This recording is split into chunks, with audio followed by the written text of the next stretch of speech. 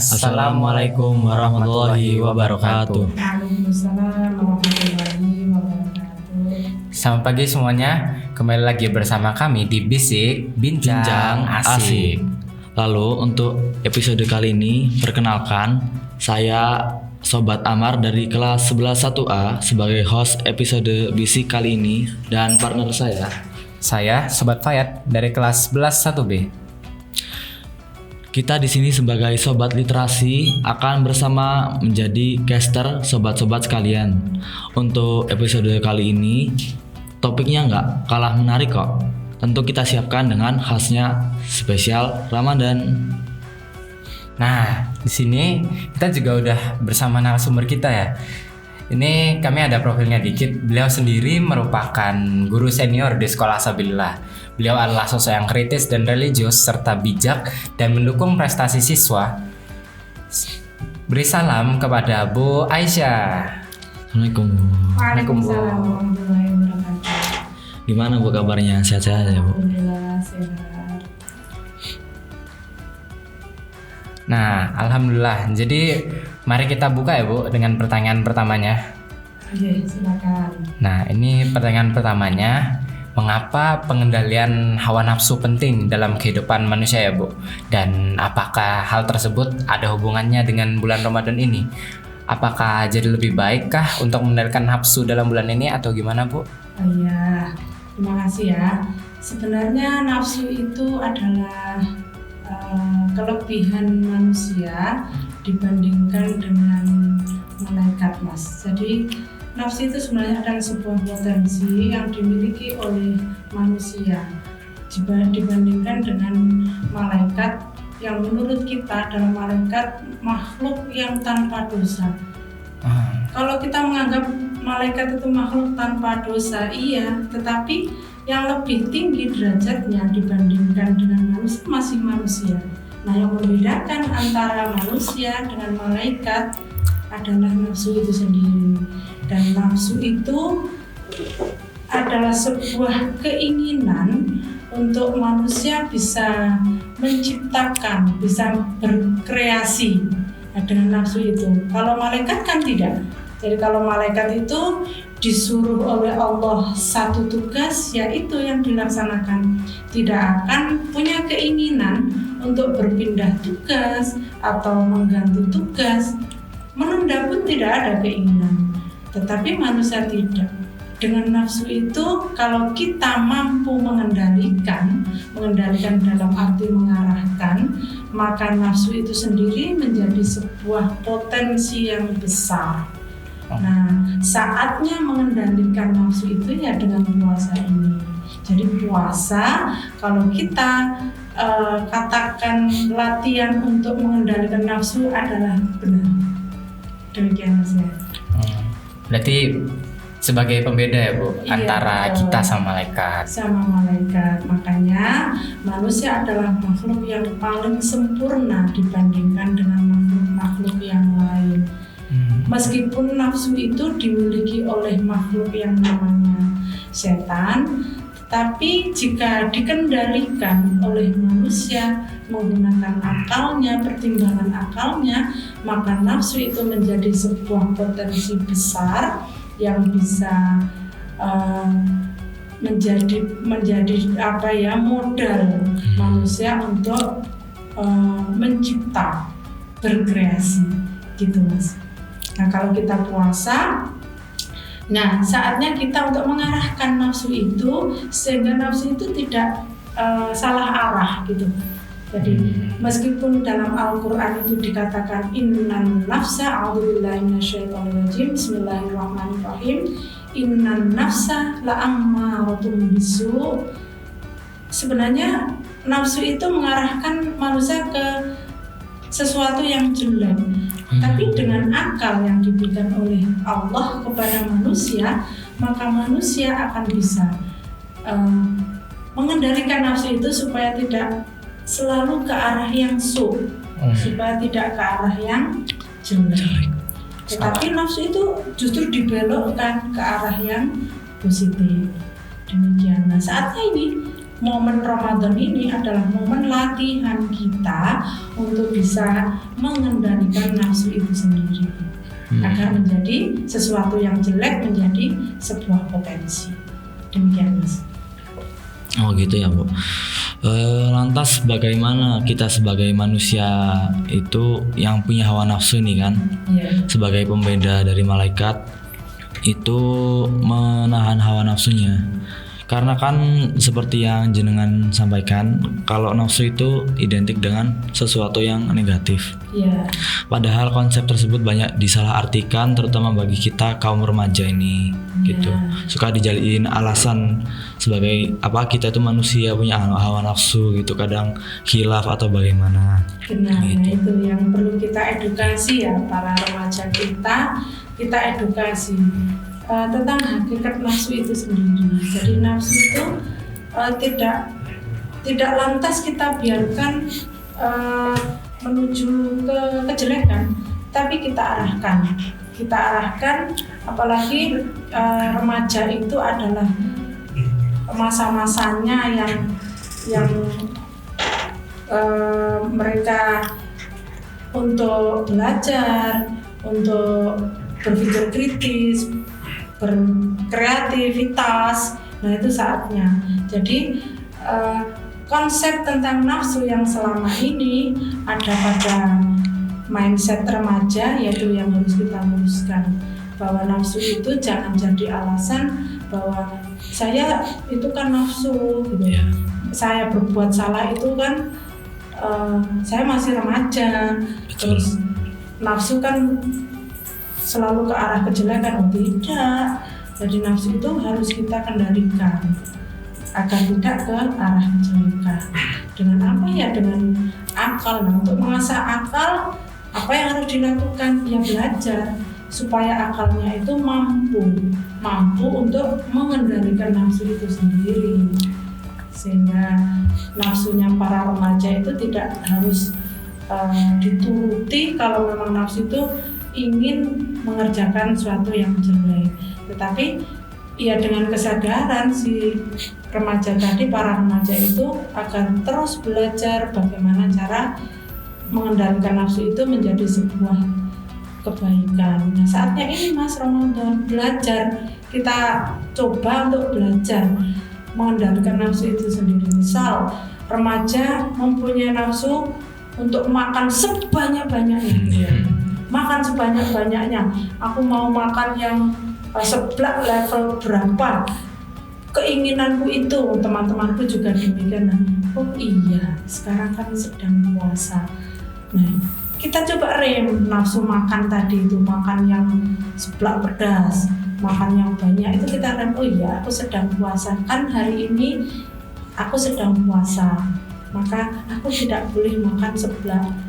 Apalagi di siang hari, malam harinya aja juga tidak boleh. Karena apa? Besok aku mau puasa, maka jika aku makan yang pedas-pedas, akibatnya besok puasaku akan terganggu dengan lambung yang tadi malam aku isi dengan makanan pedas. Itu contoh pengendalian nafsu makan, dikendalikan dengan kesadaran saat itu saya lagi puasa. Belum lagi nafsu-nafsu yang lainnya, nafsu untuk bersenang-senang misalnya juga, mau bermain-main dengan temannya. Ingat, oh iya, aku kan sedang puasa. Kalau aku main-main, berarti aku menyanyiakan Ramadan. Berarti puasaku hanya dapat lapar dan haus saja, tidak dapat pahalanya. Maka aku harus mengendalikan keinginanku untuk bersenang-senang. Jadi hedonisme yang dalam tanda kutip dimiliki oleh remaja kita, ya dengan puasa itu direm sedikit, nafsu makan direm, nafsu bersenang-senang direm saat puasa. Nah, latihan di Ramadan mengerem dua nafsu yang saya contohkan tadi, maka akan terbiasa ketika sudah keluar dari Ramadan. Jadi latihan di bulan Ramadan itu akan terbawa ketika nanti sesudah Ramadan atau pasca Ramadan di bulan Syawal. di bulan Dzulqa'dah dan seterusnya. Nah, latihannya di bulan Ramadan ini gitu Mas. Termasuk dua nafsu itu ya. Belum lagi nafsu-nafsu yang lain ini, sampai nafsu yang mudah untuk dicerna oleh para remaja ya. Begitu. Oke. Kemudian intinya berarti kita waktu puasa ini nggak cuma sekedar saat setelah sahur dan sebelum berbuka untuk menahan hawa nafsunya. Jadi Betul. selama bulan Ramadan ya harus Betul. nggak bisa kita asal habis buka makanya yang banyak gitu, nggak gitu. Iya. Jadi tidak ada alasan, jangan jadikan alasan sudah berbuka, Iya, benar. boleh makan sebanyak-banyaknya, karena harus sadar besok masih harus puasa lagi. Itu kan satu cara untuk mengendalikan, atau apa ya, bahasa mengendalikan itu mengerem ya, mengerem. Kalau seorang kusir itu kan mengendalikan kuda supaya tidak liar, supaya tidak salah jalur. Kalau driver itu mengendalikan mobilnya supaya tidak salah jalan kan gitu. Nah itu kita juga demikian. Jadi mengendalikan nafsu juga bagaimana supaya nafsu itu tidak salah jalur, salah jalan gitu. Meskipun sudah buka bukan berarti terus kita wah alhamdulillah sudah berbuka, aku boleh makan sebanyak-banyaknya. Ya harus sadar lagi bahwa besok masih harus puasa lagi. Jadi kesadaran itu yang nanti akan terlatih secara tidak langsung dengan kita sedikit demi sedikit, pelan-pelan belajar untuk mengendalikan hawa nafsu. Gitu. Jadi konsep hawa nafsu memang mindsetnya harus diubah oleh remaja kita ya Mas ya. Ya, mungkin remaja yang lain juga demikian gitu Mas ya. Iya. Kemudian peran puasa sendiri dalam membantu kita mengendalikan hawa nafsu itu berarti sangat besar ya Bu? Oh sangat besar, makanya dalam ajaran agama Islam kan diajarkan kalau kita ketika puasa mau berbuat sesuatu yang jelek itu kan langsung sadar diri ya. Ini soimun, saya sedang puasa. Nah, itu kan ini soimun. Misalnya mau bertengkar, ini soimun. Misalnya nafsunya mengajak untuk karena anak-anak itu kan ada masalah sedikit itu kan emosinya ditonjolin gitu ya, panas gitu ya. Maka dengan sadar ini soimun, oh iya kalau aku marah apalagi sampai bertengkar, puasaku bagaimana gitu kan. Kalau batal sih enggak ya, cuman pahalanya yang akan kosong gitu kan.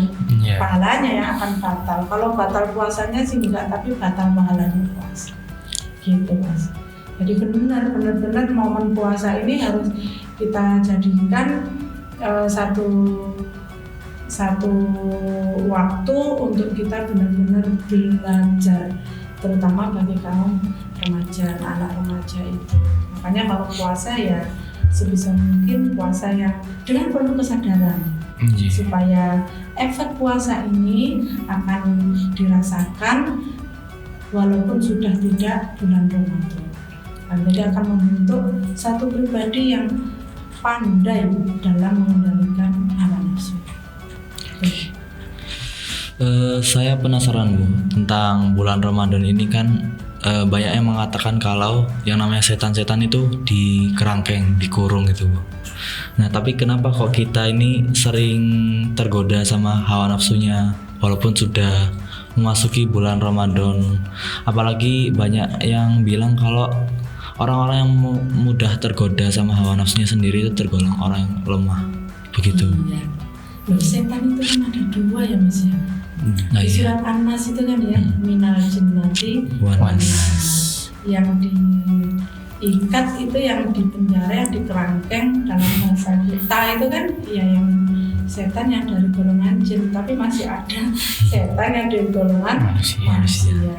Kita mungkin belum bisa mengandalkan diri kita. Nah, tetapi ketika melihat teman kita, itu bisa melemahkan iman kita juga. Kita tadinya tidak mau berbuat salah, tetapi begitu diajak teman dengan teman itu begitu terus-terusan menggempur kita dengan keinginannya. Kalau kita tidak membentengi setebal-tebalnya iman, ya bisa jadi iman kita ya bisa lemah. Makanya kembali lagi kepada diri kita, bahwa kita harus mempunyai keimanan yang kuat.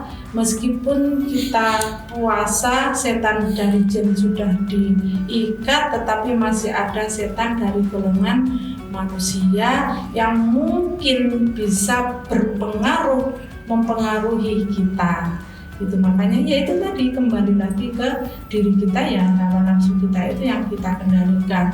Kalau kita mampu mengendalikannya, maka godaan dari dalam tanda petik setan manusia tadi ya, yang berwujud sebagai teman itu ya akan kita tepis, akan kita tolak.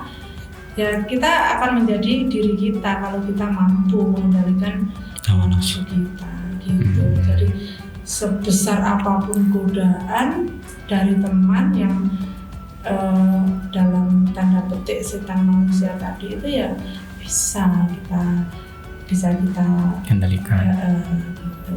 Kita kendalikan. Terus. Oh, paham J. Banyak sih yang kayaknya kita udah pelajari tadi. Tapi ini ada yang terakhir dari kami, Bu. Kira-kira Ibu sendiri punya saran nggak, Bu, dalam mengendalikan hawa nafsu saat berpuasa itu bagusnya gimana? Ada baiknya kita melakukan aktivitas yang kayak gimana biar kita semakin semangat melakukannya. Terus hadis mungkin yang dapat memotivasi dalam mengendalikan hawa nafsu dan menjadi pribadi yang lebih baik. Oke. Jadi pesan saya pada anak-anak muda bahwa laksanakan puasa ini dengan penuh kesadaran. Memang awalnya dipaksa ya, kalau anak kecil itu kan dipaksa. Anak kelas adik TK, adik SD itu kan masih dipaksa ya. Tetapi kalau sudah remaja sebesar mas-mas ini kan sudah balik atau sudah mukallaf, itu laksanakan puasa dengan penuh kesadaran. Ketika puasa itu menjadi kesadaran, sebuah kesadaran dari dalam, maka puasa itu akan berimplikasi kepada orang yang berpuasa. Meskipun ada godaan dari luar yang gencar, kita akan mampu untuk menolaknya. Nah, kita ingat bahwa al-mu'minul qawiyyu ahabbu ilallahi minal mu'minid dha'if. Orang mukmin yang kuat, dalam tanda petik saya garis bawahi, menahan hawa nafsu, maka akan lebih dicintai oleh Allah daripada orang mukmin yang lemah, yang mudah tergoda. Jadi kalau kita menjadi pribadi yang lebih disayangi oleh Allah, ayo gimana? Apapun kan Allah turuti. Sama dengan kita, dengan orang tua misalnya. Kalau orang tua sayang dengan kita, maka apapun akan dituruti. Allah juga demikian. Kalau kita dicintai oleh Allah, maka apapun yang akan kita lantunkan doa itu akan dikabulkan oleh Allah. Dari yang diberikan kepada kita adalah takdir-takdir yang baik-baik saja dari Allah. Syaratnya yaitu menjadi orang mukmin yang kuat, menahan hawa nafsu, mengendalikan hawa nafsu, menjadikan nafsu itu menjadi sebuah potensi untuk kreatif, untuk jalan yang benar. Demikian Mas ya. Masya Allah, sungguh banyak sekali pesan yang kita dapat dari Bu Aisyah ini ya. Semoga dengan pertemuan kita pada kali ini dapat membantu para remaja-remaja sekalian dalam menjalankan ibadah puasa ya Bu ya. Tapi tidak terasa kita sudah tiba di penghujung episode kali ini. Nggak perlu khawatir, karena seperti biasa episode Bisik akan selalu kembali menemani kalian di minggu selanjutnya. Tentunya dengan host dan tamu spesial baru lainnya yang gak kalah jago juga dalam bidangnya masing-masing. Dan juga terakhir, terima kasih banyak kepada Bu Aisyah. Makasih banyak ya Bu. Ya, telah berkenan menyempatkan waktu untuk episode kali ini. Ya, mudah-mudahan sedikit apa yang saya sampaikan tadi bisa bermanfaat. Amin. Amin. Nah, bentar Man. Aku pengen nyoba pantun, boleh nggak? Coba Boleh. duluan. Pantun. Iya. Oke. Apa ya? Ini coba. Ke Singapura, Malaysia banyak tongkrongannya. Cakep. Coba gini. Untung nggak pernah ketemu orang pelit. Cakep. Sekian dari kami. Semoga diberikan kelancaran ibadah puasanya. Cakep. Sobat literasi, izin pamit. Salam literasi. Aksara membumi. Wabillahi taufik wal hidayah. Wassalamualaikum warahmatullahi wabarakatuh. Waalaikumsalam.